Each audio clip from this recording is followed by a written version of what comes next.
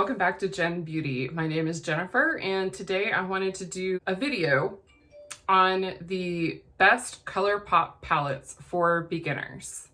The reason that I wanted to do this video is because when I was first starting out getting interested in makeup and doing more than just a Almay palette that tells you what color goes where on your eyes, I was interested in Colourpop, and I was so overwhelmed by how many palettes they had that I didn't know where to start. So I was thinking about what I could do to help other people that are maybe thinking about buying Colourpop, but they aren't sure where to start. Or if you maybe know that you want something beginner friendly, which palettes would be the best for that.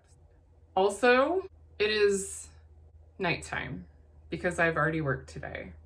But I did film this look, and the video is on my TikTok if you want to check it out. It's been very snowy and hot and rainy this week, and I don't know how we went from needing the air on to needing the heat to I feel like my hair is going to just turn into a giant frizz ball, all in the span of like 4 days.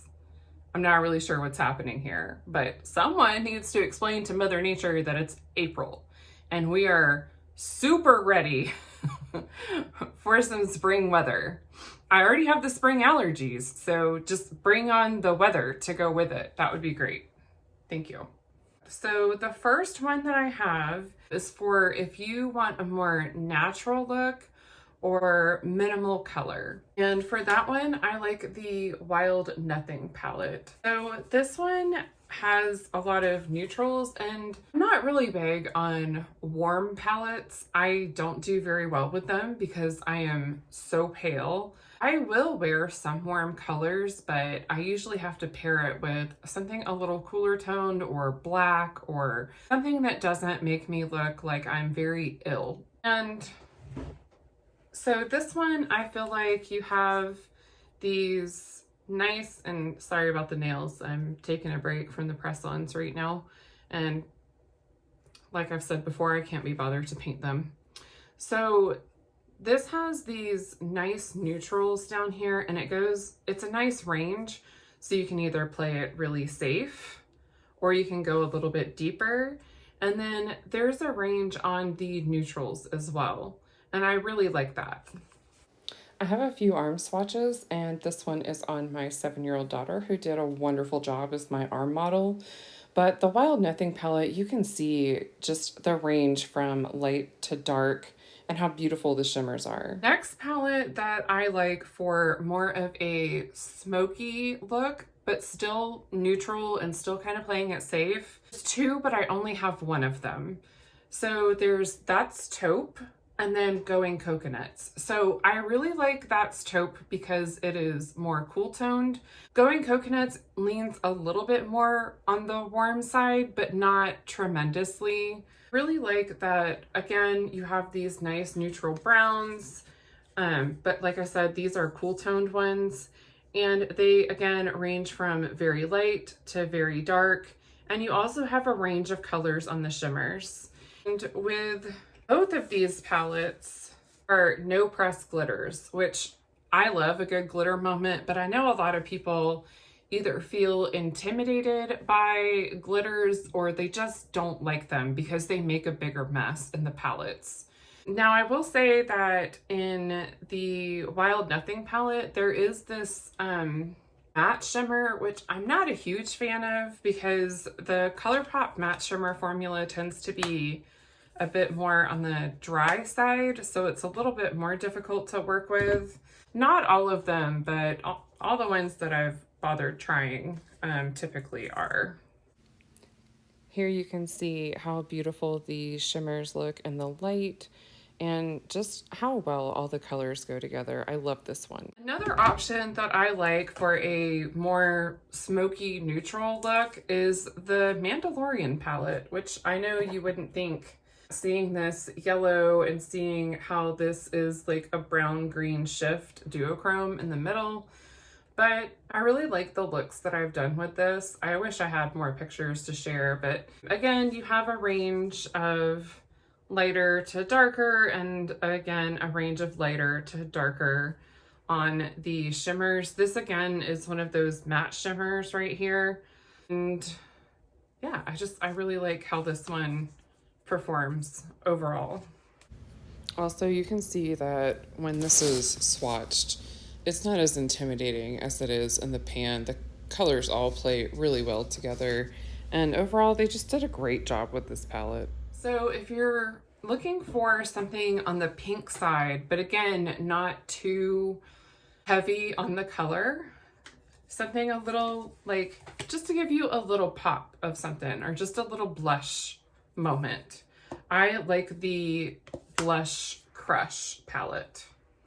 Now this one does have 2 of the matte shimmers in it, but overall it's a pretty good little palette for making a nice pink look. Guys, I held off on getting this palette for so long because I felt like I had all these colors in my collection already, and I seriously don't know why. I mean, just look at this. Looking for something that's a little bit deeper, like you've played with pink, you've played with color, you know what you like, and you're looking for something a little more pink or a little more color payoff, I like the Making Mauves palette. This one has, again, 1 matte shimmer, and again, none of these have had a pressed glitter in them, I'm pretty sure. Yes, none of these have had a pressed glitter in them, just that matte shimmer that I'm not a fan of. Somebody must like it because they keep putting it in the palettes. So I may be, you know, on a lone island somewhere on these matte shimmers, but that's just my personal preference. And that is one thing to remember with makeup is there are so many different formulas out there because not all formulas are gonna work for each person. Some people will find that they do very well with a more dry formula, and some people may find that they do very well with a more creamy formula. Some of it depends on skill. You know, how much time have you had working with shadows, and do you know how your body reacts to them and how to apply? Like, I know that I don't get a lot of payoff with shimmers in general that sticks around because I have oily eyelids. And so I know that I need to use a primer. For a while, I thought something was wrong with the shadows that I was trying. And then I figured out that it was literally just me. So I probably left a bad review here and there out there somewhere that didn't deserve to be left. This is absolutely stunning in the sunlight. Those shimmers are just chef's kiss. I could eat them. They're so yummy. The next one, I don't have any. I know that's probably a huge shocker for some people, but I do have something similar. So I like the Colourpop quads for a more simple look.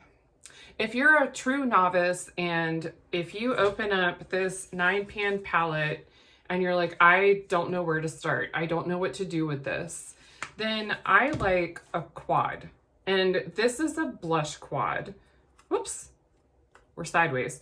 So this is a blush quad, but it's the same general concept. And I'll pop a picture of, you know, one of the actual quads up there.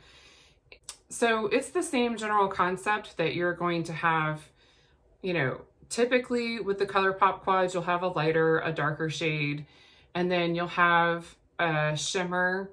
Some of them also have a pressed glitter, some of them have 2 shimmers, some have all mattes. So really, depending on what formulation you want will depend on, you know, which quad that you pick out. The next item that I like are the Quench.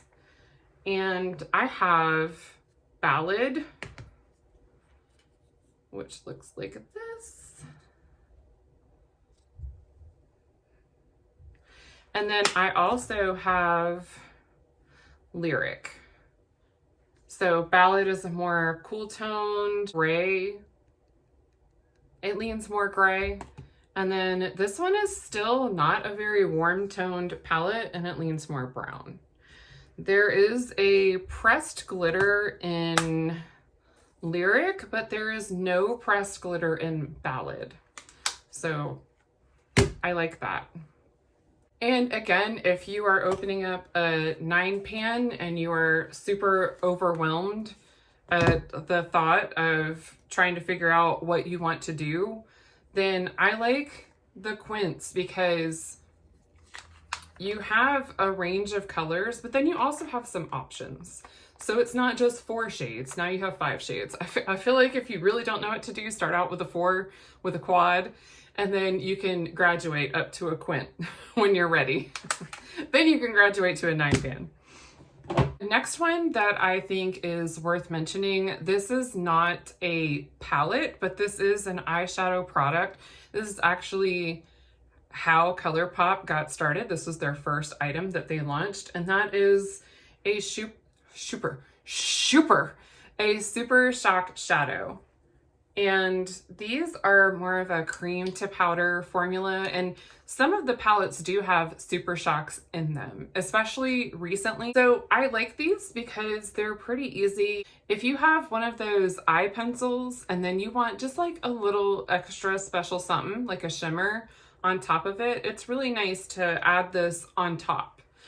And the colors that I really like for more of a neutral moment are a little quirky, Ritz, and I heart this. And it literally says, I heart this. So this is I heart this. Left to right, these are a little quirky, Ritz, and I heart this, and they are just absolutely stunning. I love them. The only thing that I don't particularly love about those Super Shocks is they make a lot of them limited edition. So it doesn't say limited edition. They don't come right out and tell you on a lot of these things that they're limited edition, but you can expect if it has a different color on the package that it may very well be a limited release. Now, limited edition for Colourpop can be 3 months, it can be a year, and they typically don't announce when they're going to discontinue an item. Now, sometimes you'll find it on clearance, and then that's kind of like a really big indicator that it's going and not coming back.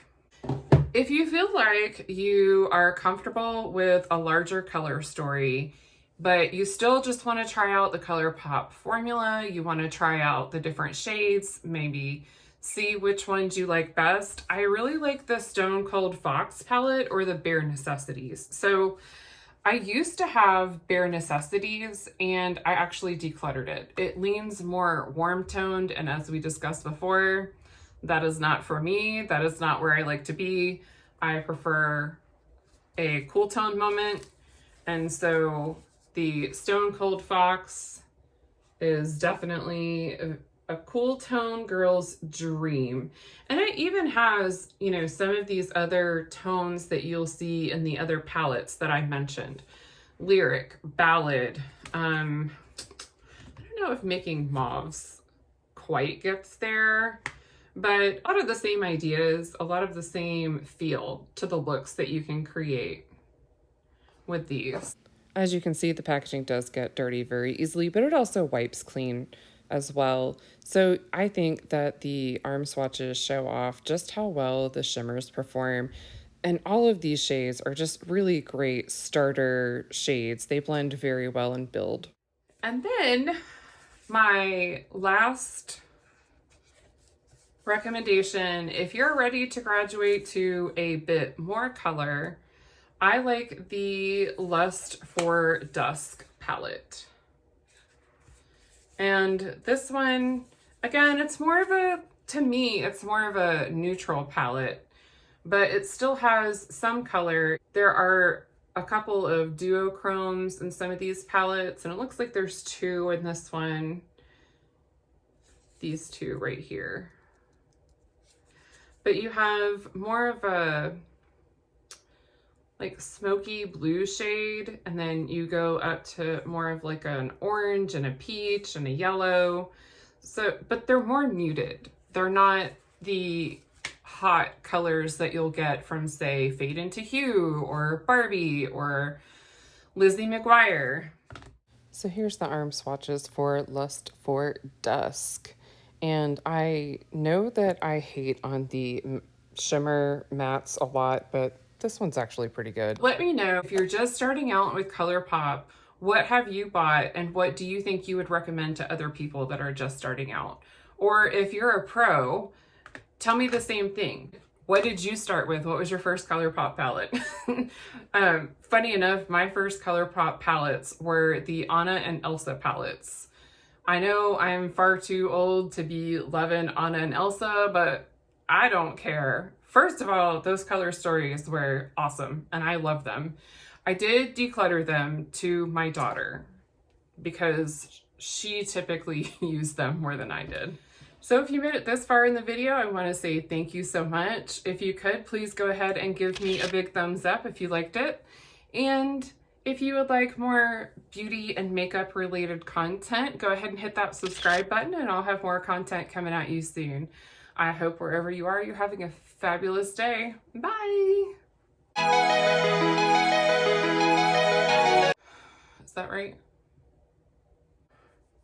I made a huge mess and I cannot get it off of my hands. You know, we were talking about it.